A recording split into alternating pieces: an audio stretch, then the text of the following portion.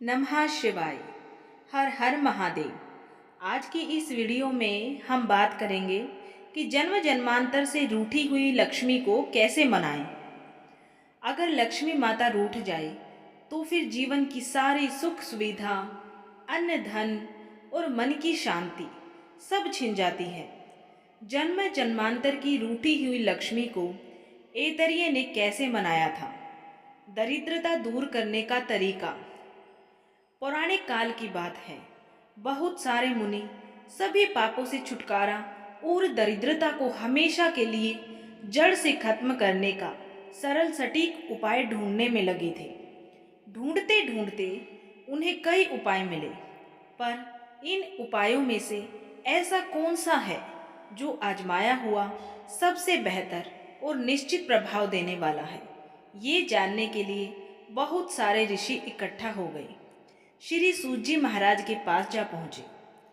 ऋषिगण सूत जी महाराज के पास पहुंचकर एक साथ बोले, महाराज, लगातार लक्ष्मी बनी रहे और सब पाप भी कटे, किसी भी मनुष्य के लिए इसका सबसे सरल सहज उपाय कौन सा है? आज हमें ये बतलाइए। तब श्री सूत जी महाराज बोले, सब शास्त्रों ग्रंथों का मंथन कर और बार बार विचार करके मैं जिस फैसले पर पहुंचा हूं उसे तुम सब सुनो। अगर कोई खाते पीते, सोते जागते, आंख मीचते, खोलते, चलते फिरते, आराम करते, भगवान का नाम जपता रहे तो सभी पापों से छूट जाता है। ऐसे मनुष्य से लक्ष्मी जी इस कदर खुश होती है कि दूसरा पत्नी दरिद्रता को उस व्यक्ति को छोड़कर भागना ही पड़ता है। नाम जपने के लिए 12 अक्षर वाला मंत्र ओम नमो भगवते वासुदेवाय ही सबसे उत्तम है। जो लोग जनेऊ या यज्ञोपवीत पहनते हैं उन्हें चाहिए कि वे पहले ओम लगाएं, जबकि जो जनेऊ नहीं पहनते हैं वो पहले श्री लगाकर ये मंत्र का जाप करें। यह अचूक असर वाला है। आप लोगों को इस मंत्र जाप के प्रभाव से जुड़ी एक कथा भी मैं सुनाती हूँ। आप सभी ध्यान पूर्वक सुनिए। एक ब्राह्मण को कोई संतान नहीं थी। कठिन तपस्या और लगातार प्रार्थना के बाद एक बेटा पैदा हुआ। ब्राह्मण ने उसका नाम ऐतरेय रखा। सही समय पर उसके संस्कार पूरे कर उसे पढ़ने भेजा गया। आश्रम और वहां गुरुजी की तमाम कोशिशों के बाद भी कुछ साल बाद तक भी ऐतरेय ने सब पढ़ा लिखा पत्थर के बराबर ही रहा। इसके बाद उसके पिता ने पढ़ाने उसे बैठे, किंतु उस बच्चे की जीभ ही नहीं हिलती थी। वह कुछ बोल ही नहीं पाता था। ऐतरेय की जीभ केवल ओम नमो भगवते वासुदेवाय बस इस मंत्र को ही बोल पाती थी। इसके अलावा उसकी जीभ से और कोई शब्द नहीं निकलता और ना ही कोई बोल फूटते थे। पिता पढ़ाकर थक गए। निराश होकर उसके पिता ने दूसरा विवाह किया। नई पत्नी से 4 बेटे हुए। वे चारों वेदों के बड़े जानकार और विद्वान हुए। अपनी इस काबिलियत के बल पर उन्होंने कमाकर धन दौलत से घर भर दिया।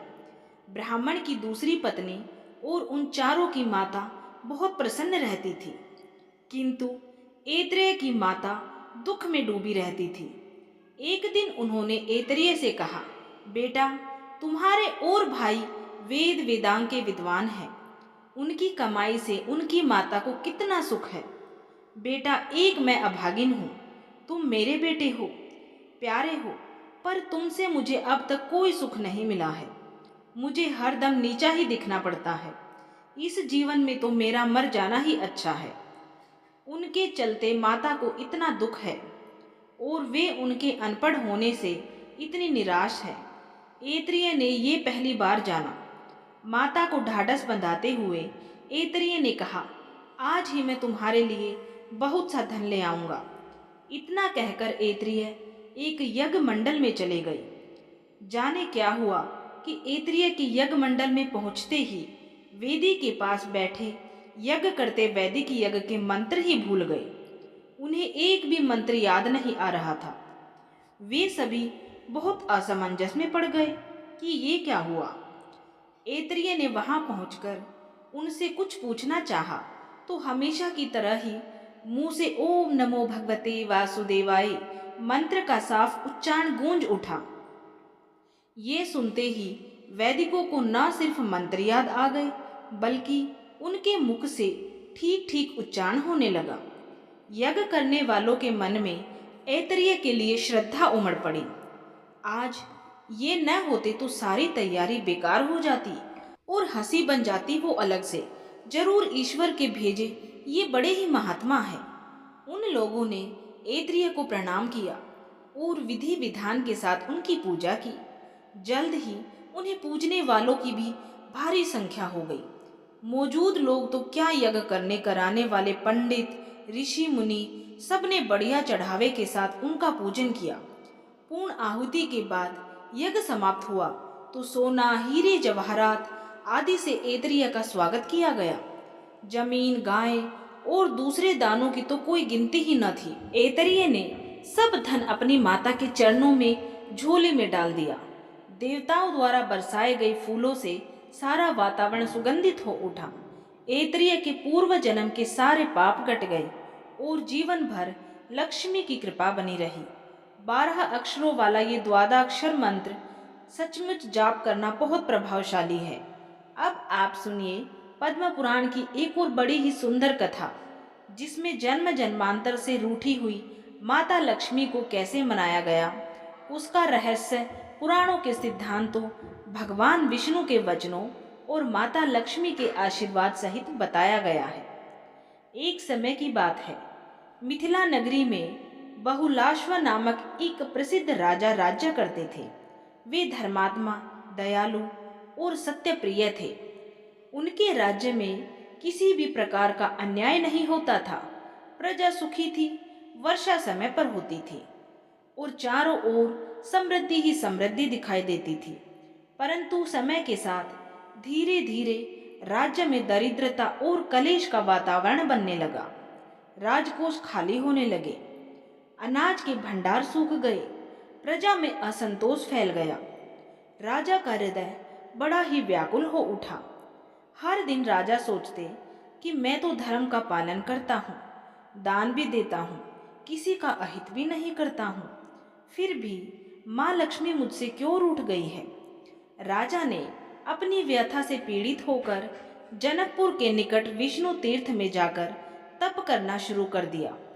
उन्होंने एकांत वन में जाकर श्री हरि विष्णु भगवान का ध्यान आरंभ किया और लगातार ओम नमो भगवते वासुदेवाय मंत्र का जाप किया। कई दिनों तक उन्होंने अन्न जल त्याग दिया, केवल जप, ध्यान और भक्ति करते रहे। अंततः भगवान श्री विष्णु प्रसन्न होकर उनके समक्ष प्रकट हुए। नील वर्ण शरीर, शंख चक्र गदा पद्म से सुशोभित और मुख पर दया की मुस्कान। श्री हरि नारायण भगवान बोले, हे राजन, मैं तुम्हारे तप से प्रसन्न हुआ हूँ। कहो क्या वर मांगना चाहते हो। राजा ने हाथ जोड़ के कहा, हे नाथ, मेरे राज्य से सुख और धन सब लुप्त हो गया है। माता लक्ष्मी जैसे जन्म जन्मांतर से मुझसे रूठ गई है।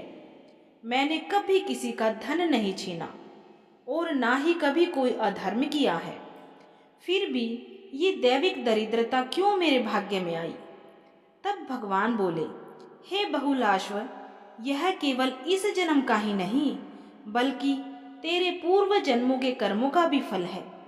पिछले जन्म में तू एक धनी व्यापारी था, तेरे घर में सब प्रकार की समृद्धि थी, पर तू घमंडी बन गया था।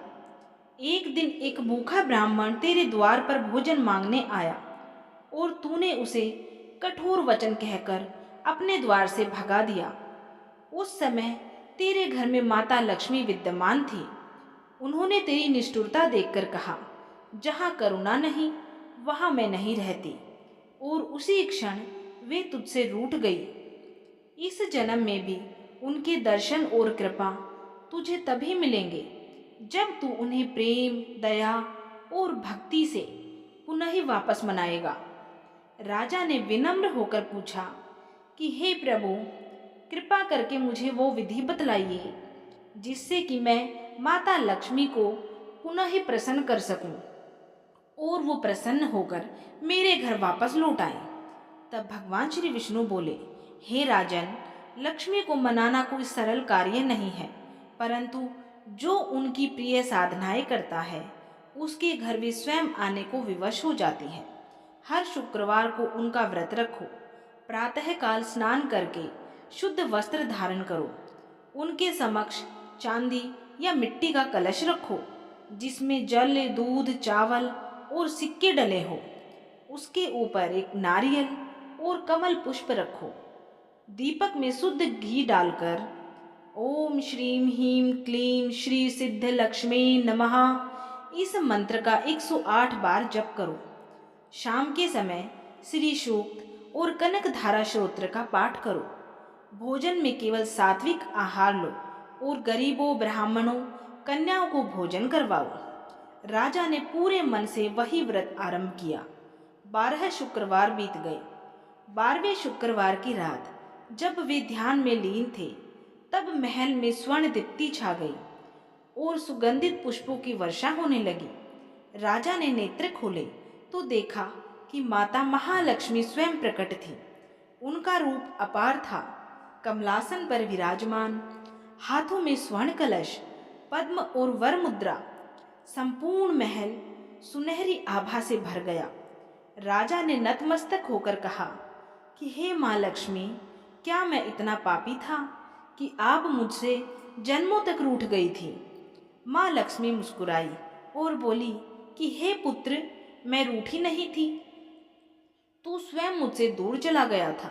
जिस हृदय में अहंकार, असंवेदनशीलता और आलस्य होता है, वहाँ मैं नहीं ठहरती हूँ। पर आज तूने प्रेम और सेवा से मुझे पुकारा है। तेरी भक्ति और करुणा देखकर मैं अत्यंत ही प्रसन्न हूँ। अब तेरे राज्य में न ही दरिद्रता रहेगी और न ही दुख रहेगा। तेरा वंश सदा समृद्ध रहेगा। इतना कहकर माँ ने अपने कर कमलों से राजा के मस्तक को स्पर्श किया और उसी क्षण राज्य के कोष भर गए। खेतों में अन्न लहलाने लगा। हर आंगन में मंगल गूंजने लगे। राजा बहुलाश्व ने माता लक्ष्मी और भगवान श्री विष्णु का मंदिर बनवाया, जहाँ वे प्रतिदिन तुलसी दल और कमल पुष्प अर्पित करते। उन्होंने ये नियम किया कि प्रत्येक शुक्रवार राज्य में गरीबों को अन्न और वस्त्र दान किए जाएं। माँ लक्ष्मी सदा के लिए उनके घर में वास करने लगी। लक्ष्मी जी केवल भक्ति, सेवा और विनम्रता से ही प्रसन्न होती है। जहाँ साफ सफाई, संतोष, करुणा और हरि स्मरण होता है और ओम नमो भगवते वासुदेवाय मंत्र का जाप किया जाता है, वहाँ पर दरिद्रता कभी भी नहीं टिकती है। यदि किसी ने पूर्व जन्मों में या फिर इस जन्म में कभी भी किसी गरीब, अतिथि या ब्राह्मण का अपमान भी किया हो, तो उसे क्षमा याचना और सेवा के द्वारा माँ को मनाना चाहिए। ओम श्रीं ह्रीं क्लीं श्री सिद्ध लक्ष्मी नमः। ओम महालक्ष्मी च विद्महे विष्णु पत्नी च धीमहि तन्नो लक्ष्मी प्रचोदयात्। हे माता लक्ष्मी, जैसे तूने राजा बहुलाश्व को क्षमा किया और उस पर कृपा की, वैसे ही हमें भी अपने चरणों में स्थान देना। हमारे मन की दोष, कर्मों के अंधकार को मिटा और मेरे जीवन में और इस कथा को सुनने वाले के मन में, जो इस कथा को सच्चे मन से सुनता है, हुकारे भरने वाला है, सब पर अपनी मंगलमय ज्योति भर देना। जय माता लक्ष्मी। अगर आप भी चाहते हैं कि आपके घर में माता लक्ष्मी का स्थायी निवास हो और माता की कृपा सदा सर्वदा आप सभी पे बनी रहे, तो कमेंट बॉक्स में जय माता लक्ष्मी की जरूर लिखें। और अगर आपको ये वीडियो ये कथा अच्छी लगी है तो इस वीडियो को लाइक करें और हमारे चैनल को सब्सक्राइब करना बिल्कुल भी ना भूलें। बोलिए माता लक्ष्मी की जय।